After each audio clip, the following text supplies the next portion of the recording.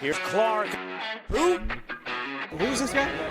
Dale, it must be a happy day for you, huh?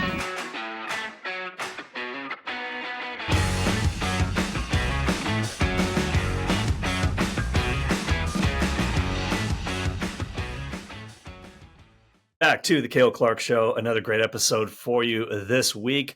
I am joined once again, by producer Lucas Holt, and we have got our beverages of choice. I'm rocking a Pepsi Zero Sugar. Lucas has got the Coke Zero. Yep, all right. Coke Zero Sugar. Here we go. Well, it's 0 hour. We're going to start the show right now. I'm going to crack it open. Yeah, just for you. Fantastic. I'll tell you what, I have raved about the Free Press for a long time. I'm going to just bite the bullet and subscribe to the Free Press. I've been on the quote unquote free tier for a long time, but I'm super impressed with all the articles that are being put forth and podcasts from the Free Press, from Barry Weiss and other journalists and writers, Douglas Murray. They have so many great people on the roster. And not that I just agree with everything that they say or everything that they put out. I think this is kind of the point of the Free Press. It's to have a free press. It's to have freedom of speech and differing opinions and a chance to actually dialogue and debate about different issues. And I feel like they're pretty even-handed, especially when it comes to politics. They'll call out both sides. And there's lots of great cultural commentary on the Free Press website as well. And in fact, just this weekend, a book excerpt came out that I really want to start off the show with this. It's called The Lost Art of Waiting. That was the title of the article. It's an excerpt from the author Christine Rosen and her new book, which just came out this past week, called The Extinction of Experience. The Extinction of Experience, Being Human in a Disembodied World. I think that's a really interesting title. I have not read the full book yet by any stretch of the imagination. Not 100% sure where she's going to go with this, but I think this idea of a disembodied world, and producer Lucas, you'd probably agree with this as well. In this digital universe in which we lived, being a disembodied soul is a pretty intriguing thought. I remember during the pandemic, and I haven't heard much about this lately, and maybe you have, Lucas, but remember how big of a deal the quote unquote metaverse was supposed to be, and how, hey, you won't ever have to go to the office again. You'll just have a virtual office in the metaverse, and you'll have an avatar. Your avatar may or may not have legs, whatever. Like, does it really matter? Will this replace personal human interaction and face-to-face? I certainly hope not. Again, this hasn't really been a thing in a little while, but we would, no question, I think, probably agree on the fact that we've lost a little bit about what it means to be human and human interaction. I think the pandemic brought that into sharp focus when we can't interact with one another for various reasons, and we're forced to do everything online.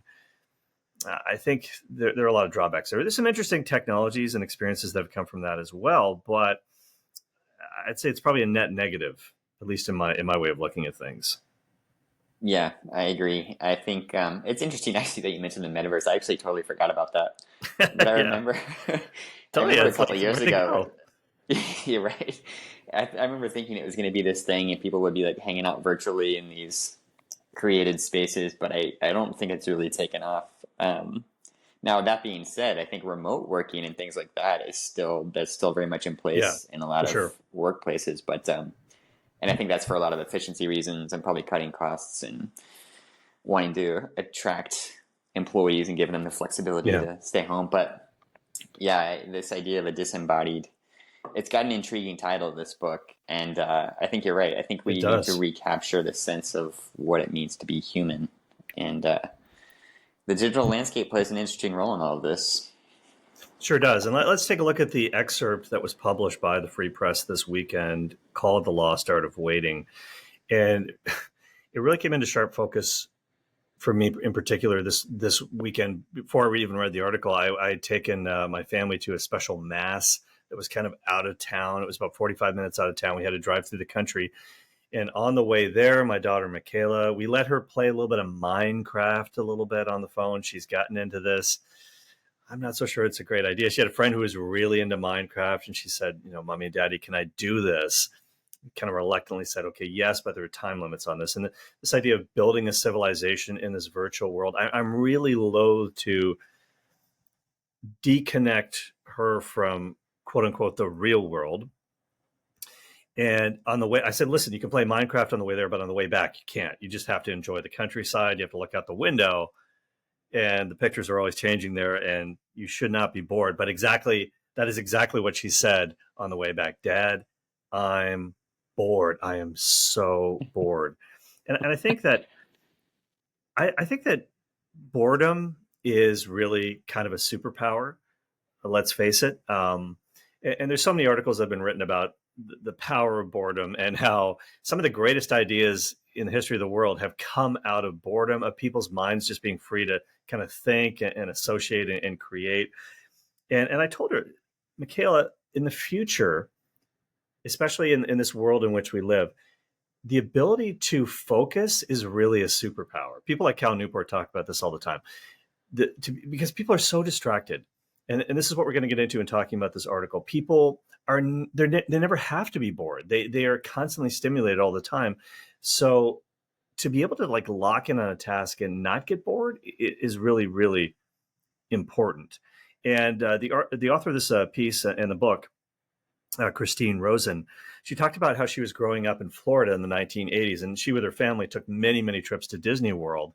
And she remembers being totally bored out of her mind in the lineups to get on the rides. But if you go to Disney World now, and I know, Lucas, you lived in Florida for a time recently. I don't know if you made it out to the wonderful world of Disney or not. I guess it sounds like you didn't go. You're shaking your head. I did not, but I've heard stories. Yeah, we took Michaela to Disney right before the pandemic in 2019. I'm glad we did it then, given what happened. Of course, the park's closed for quite a while, but what they do now is they try to avoid, like the plague, any kind of boredom on the part of the patrons of the parks. And in fact, they now call the places where you line up to wait for a ride, where they're trying to go on Space Mountain or whatever, they call it Scene 1. They view the whole thing as kind of a production experience for you, and lining up is part of the experience. It's called Scene 1. So sometimes characters will come out and talk to you. There are video boards will, distract you or play some sort of a clip, effects of different kinds, all in a sort of an effort to make you understand that, hey, it's really not that long of a time that you're spending in this lineup. Let me just read a quote from Christine Rosen from the book. And again, this is an excerpt from her new book, The Extinction of Experience, Being Human in a Disembodied World. This is an intriguing quote. She says this, quote, "Waiting isn't what it used to be. These days, we expect to be able to avoid the dullness of it, and not just when we are spending a day at a theme park. Nearly every moment of interstitial time can be filled with entertainment or communication. We turn to our smartphones to check email, text a friend, or play Candy Crush. It feels good to remove oneself mentally from the reality of waiting. Our new and boundless capacity to escape tedium can feel like a micro revolution. But the problem with revolutions is that they sometimes devour their children." End of quote. Intriguing. Wow. And there's no question that I like that quote. The problem with revolutions is that they can devour their children. And just how impatient have we become? It's interesting. Christine Rosen also mentions in the piece just how short our patience has become. Back in 2012, she quotes a study found that people will abandon a video if it doesn't start playing within 2 seconds. Now, remember, that was back in 2012. So that was 12 years ago. And obviously, it gets worse than that. Way back in 2009, Forrester Research looked at how long online shoppers could wait for a page to load on an internet website.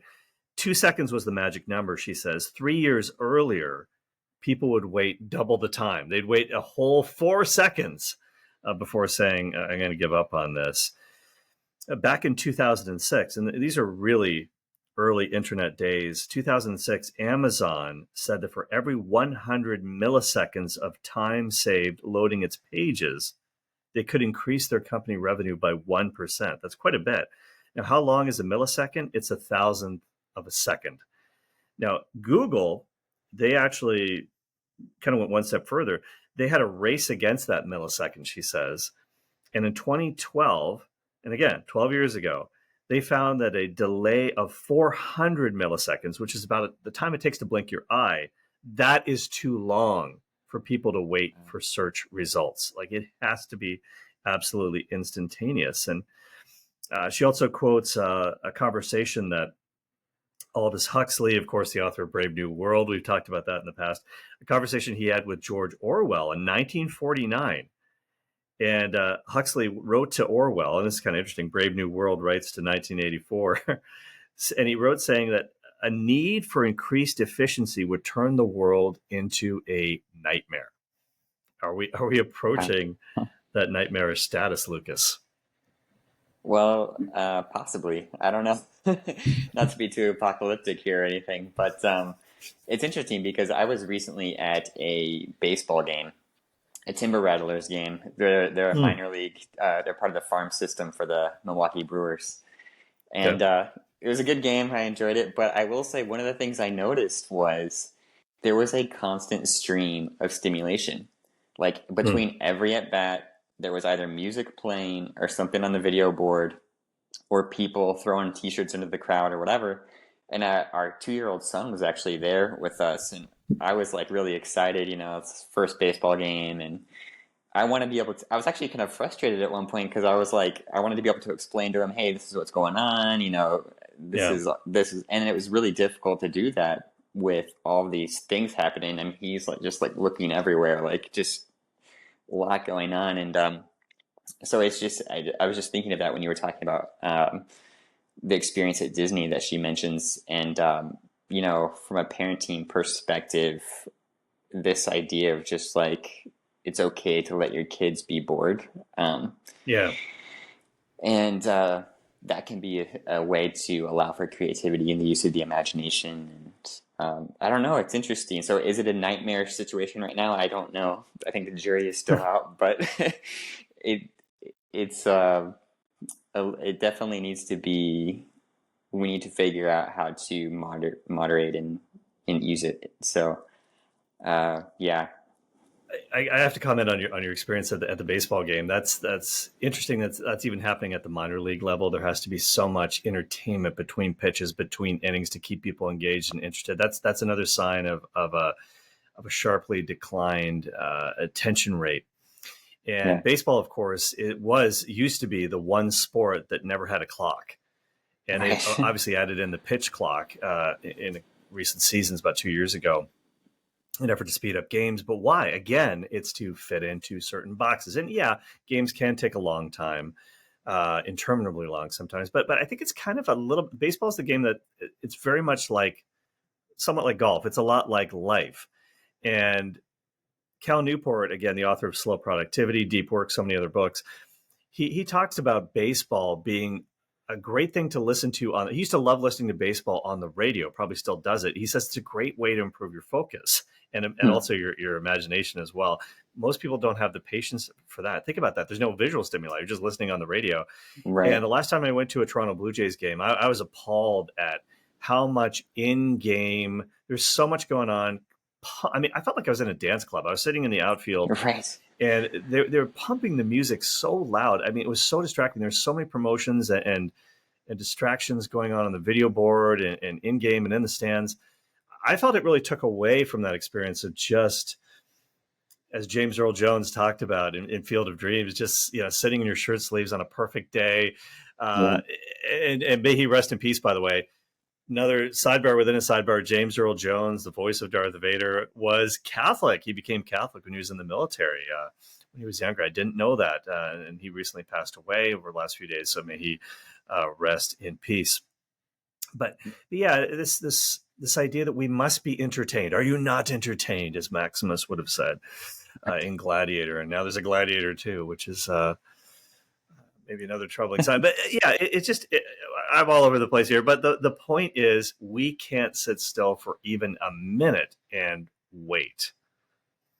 Yeah. If I could use this song, we don't have music rights on this podcast. I would love to play Tom Petty and the Heartbreakers. The waiting is the hardest part. Yeah. You can do karaoke if you want, but it's so tough for people. I remember too when I was a couple of things here. I think golf actually might be the only sport the only sport left where you could go watch and not just be constantly entertained. But who knows? I haven't been to a golfing match in like 10 years probably. But I remember when I was growing up as a kid, we had dial-up internet. Yeah. And exactly. Yeah.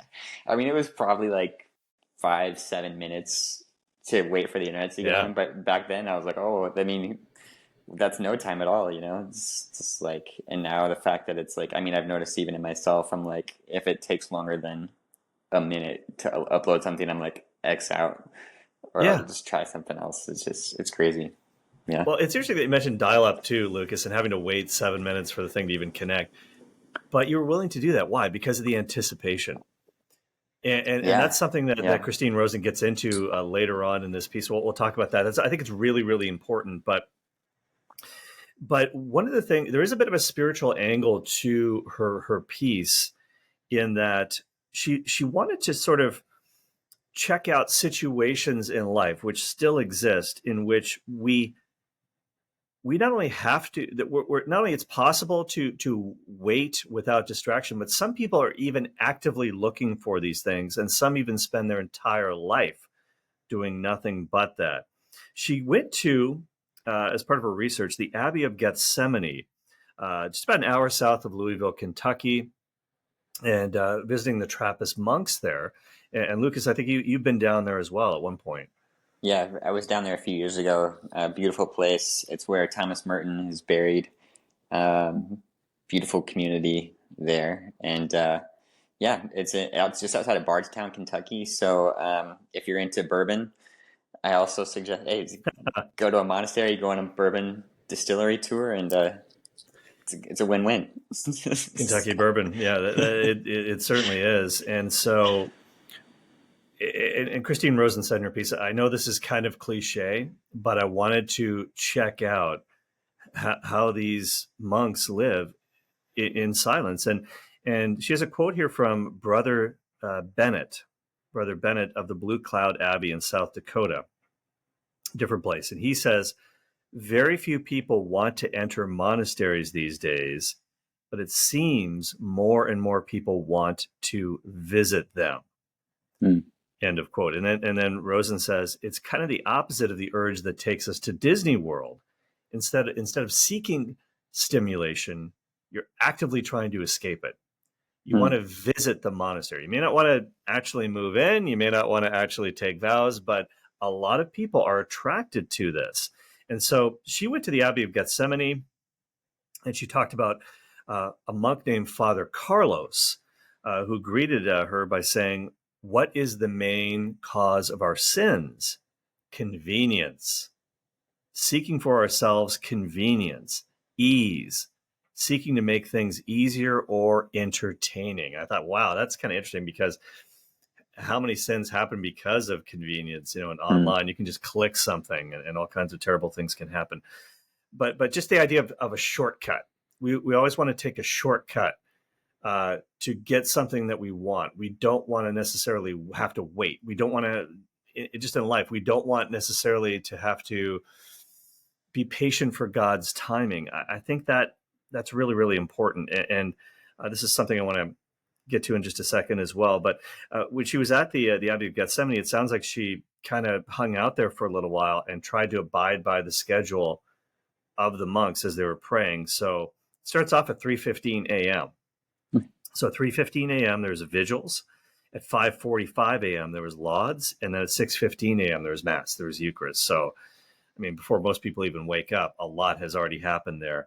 And so they're in this routine. She talks about the monks doing the exact same things every day, every week, every month, every year until they die. They wear the same outfit every day. They eat pretty much the same food. They share the same space. It seems like it never changes. But she writes that, quote, the monastic life emphasizes that this way of living forces you to confront yourself, your inner demons, your restlessness, and your wayward thoughts. And I thought that is absolutely true. And most people, modern men and women, I think they're just terrified of silence. We cannot abide by it. We have to be distracting ourselves with some gadget or some piece of media every day, all the time. I remember meeting Carl Keating, the founder of Catholic Answers in San Diego, and he talked about buying a car, and he was doing a test drive with the sales guy. And he said, do you want to see how the radio works? He's like, no. It's like, what are you talking about? Sirius Satellite XM, we got to show you these features. No, I'll never turn it on. What do you mean you'll never turn it on? And he said to the sales guy, I never turn on, in all the cars I've ever owned, I've never turned on the radio because the guy was just dumbfounded. Like, what do you do? I just think. I drive and I think about stuff, and I pray, and this person couldn't believe it. So imagine that, never even turning on the radio. And of course, we want you to listen to the Cale Clark Show podcast in your vehicle. That is the exception to the rule.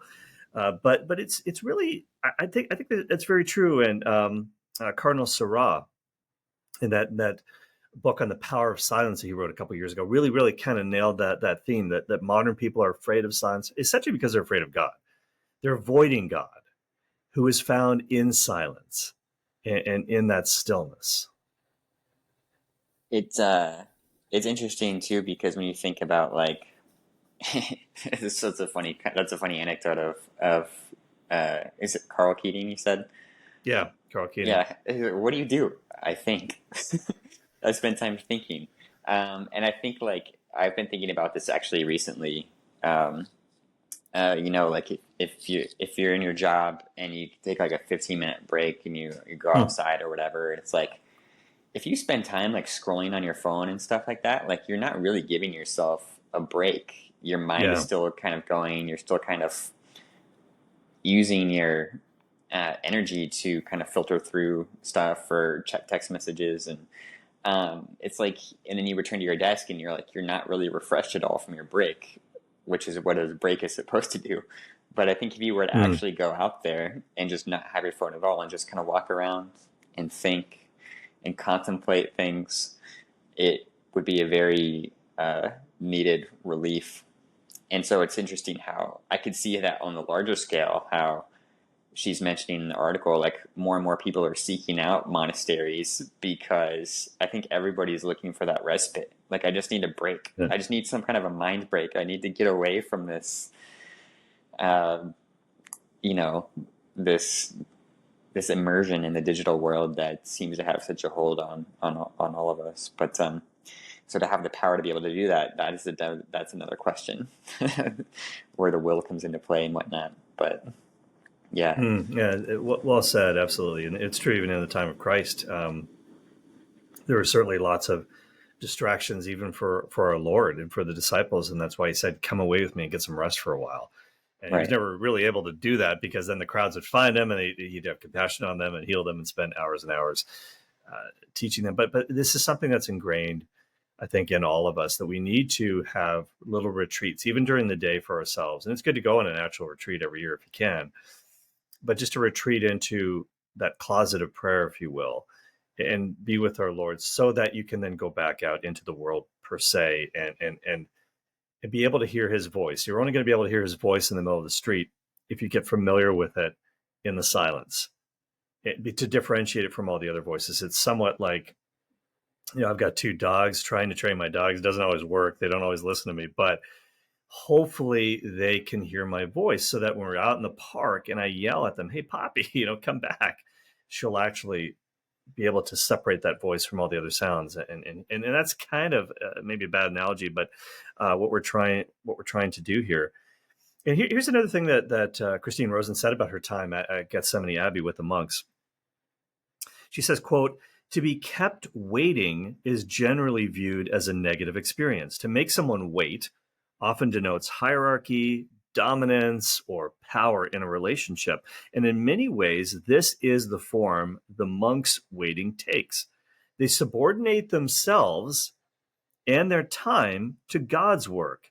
The monks wait because they are listening for the voice of God, and they accept that it might take a lifetime before they hear it. Other religious traditions have waiting built into their rituals of worship.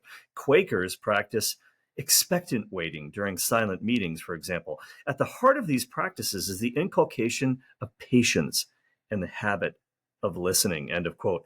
I thought that was really powerful, that the idea that these monks are spending so many hours, so much time in prayer to connect with our Lord, and they might wait their entire lives before they really, not that God isn't listening to them, because he always is, but it's a little bit like Mother Teresa's 50 years that she spent. And this came out in that book, the letters that she wrote to her spiritual director, came out posthumously, Come Be My Light. When she revealed in those letters that she wrote to her spiritual director, when she was at the height of her fame in a worldly sense, getting Nobel Peace Prize and doing all this incredible work in Calcutta, she did not tangibly feel the presence of God for 50 years. But everybody would look at her and say, the astounding holiness that she was obviously radiating to the world. That's incredible for most people to even think about. Yeah. And these monks spending years, decades in prayer, and they might have an amazing locution experience with God, but it might only happen once in their life. And they wait and they wait, and they accept that I may never get that, and that's okay. That's okay. And I just thought that's really crazy, because it just reminds us that God is not on our timetable to do anything. Right. We are on his timetable, and in life, in our relationships, people, again, they want these shortcuts. They want to take a shortcut. They want to meet somebody. And we do need to make certain efforts, I guess, to try to make that happen. But it's ultimately in God's timing. Vocations, we want to shortcut the process. We want things yesterday.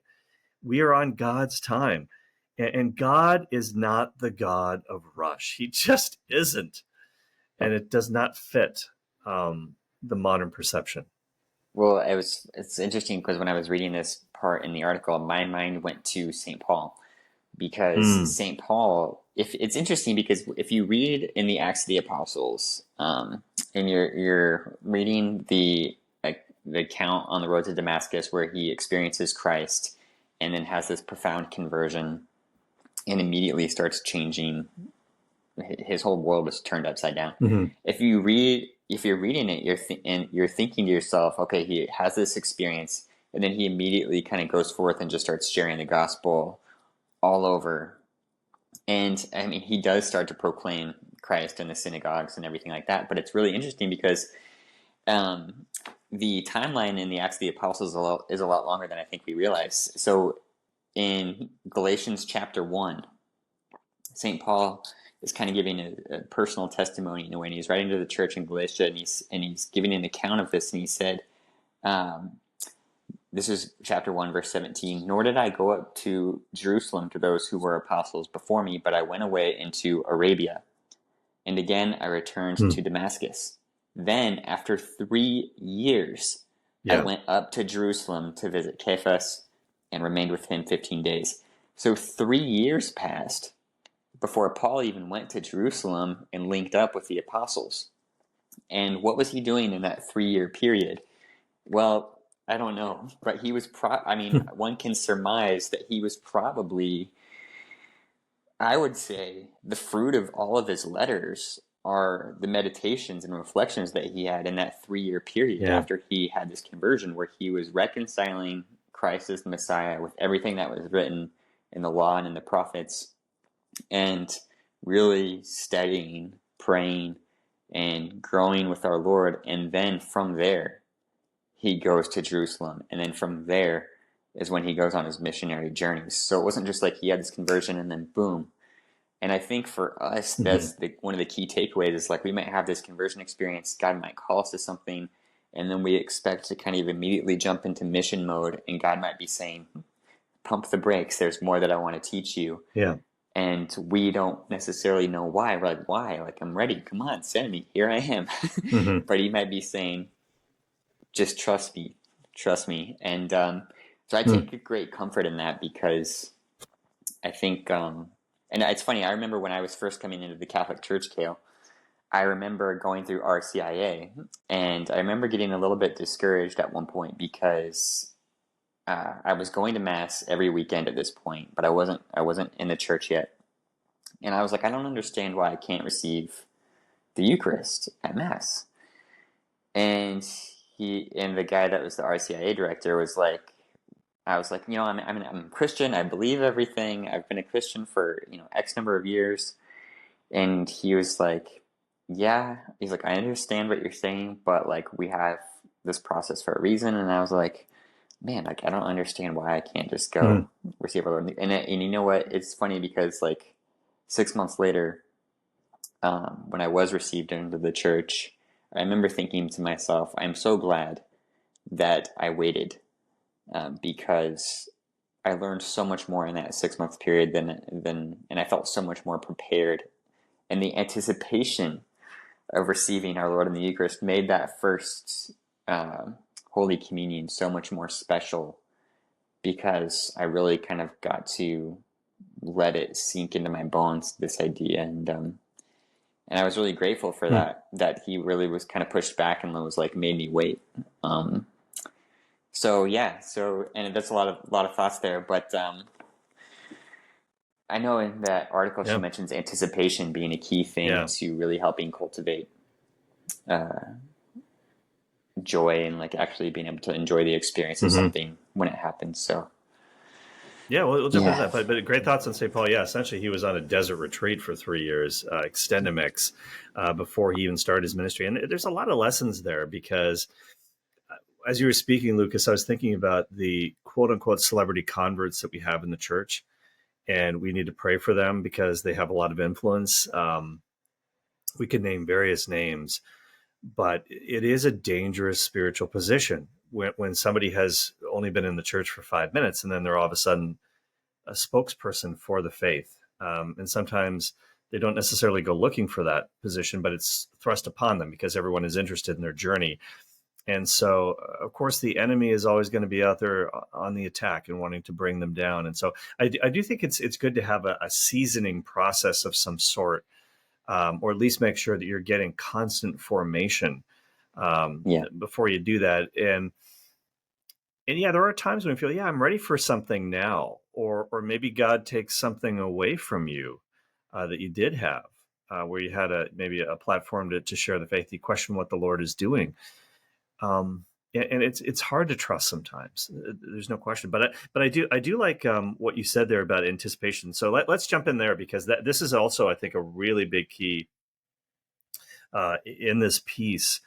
And so she talked about Christine Rosen talked about being at the Abbey of Gethsemane and how Father Carlos, this monk that was there, priest monk, of course, he said when it comes time to take time for silence in your day, sort of what would I tell somebody who isn't a monk, who this isn't their vocation, but we do need that time for silence. He said, make time for it, but don't make it a chore.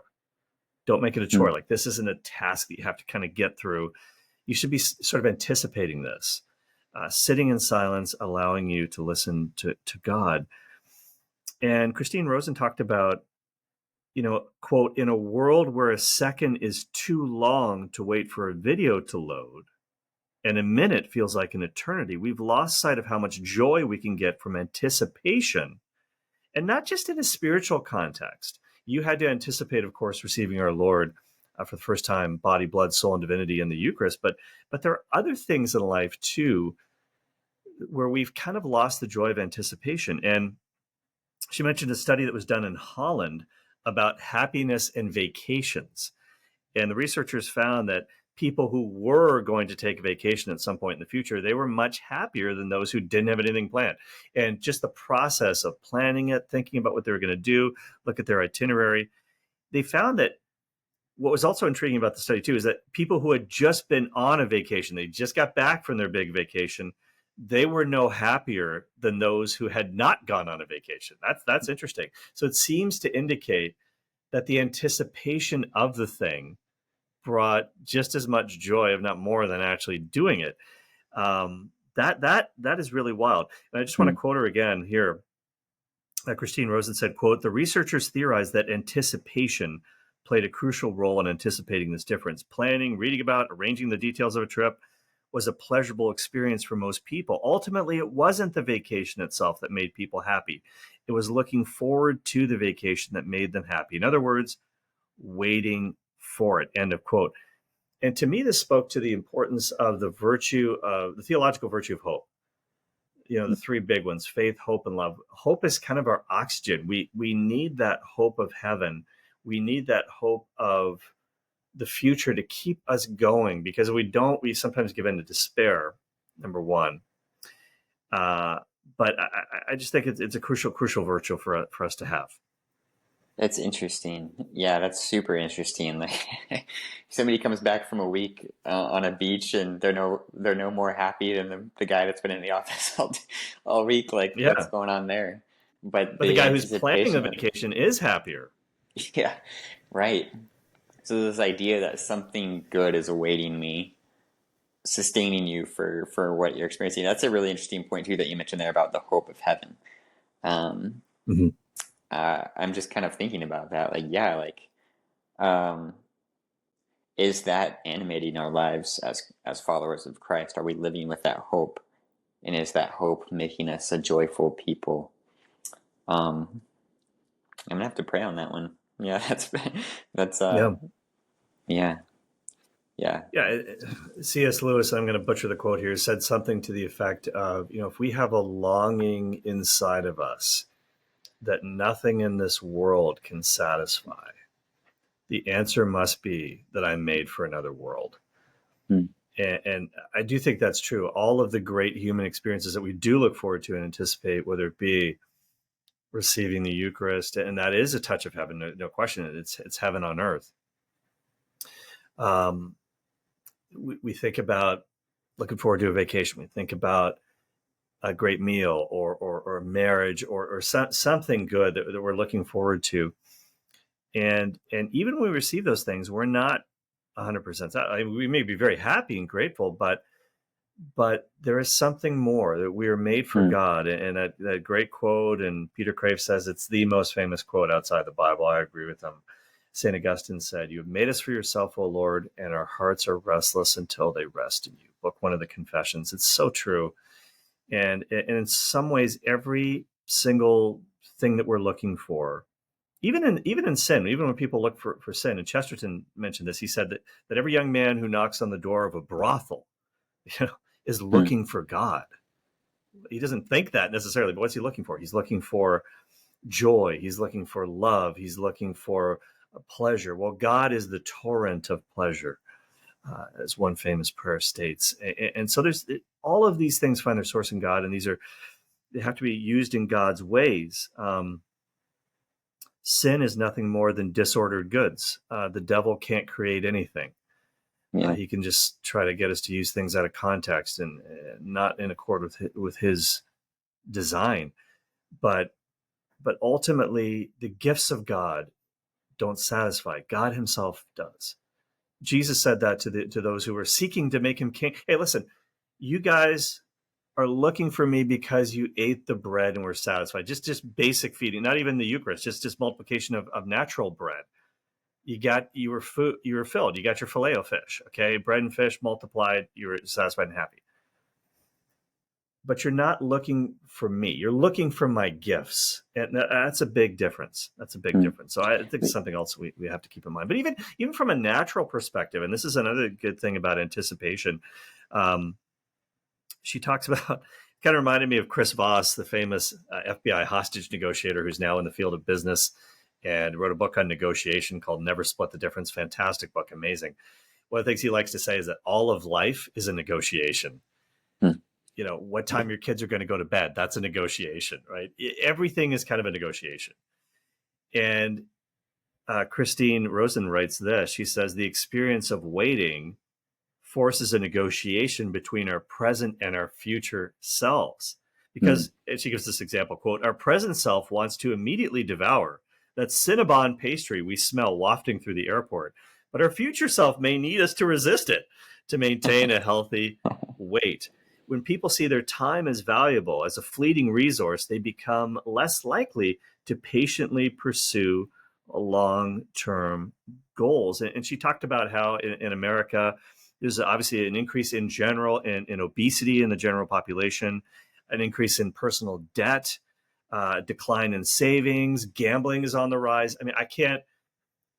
You try watching football on an NFL Sunday and count the number of gambling ads that are there. I mean, it's just people want a quick fix. They just do. And the ability to wait and be patient. It's also a trade-off from with our future self in this world as well. Forget about eternity. That's really important as well. So again, the virtue of waiting, the virtue of patience. She concludes by saying, we've heard this a million times, patience is a virtue. Good things come to those who wait. And this is one of the things that we've kind of lost in this disembodied digital world, the ability to wait and to just, and I'm looking forward, I got to read this book. I have to read the entire book because this is a bit of what it means to be human and something that we've kind of lost in some ways. I am reminded of Psalm 13. Kel, I just picked it up. It's a fascinating psalm, super short. It's only 11, not even 6 verses. 6 verses, but it starts off, "How long, Lord, will you forget me forever?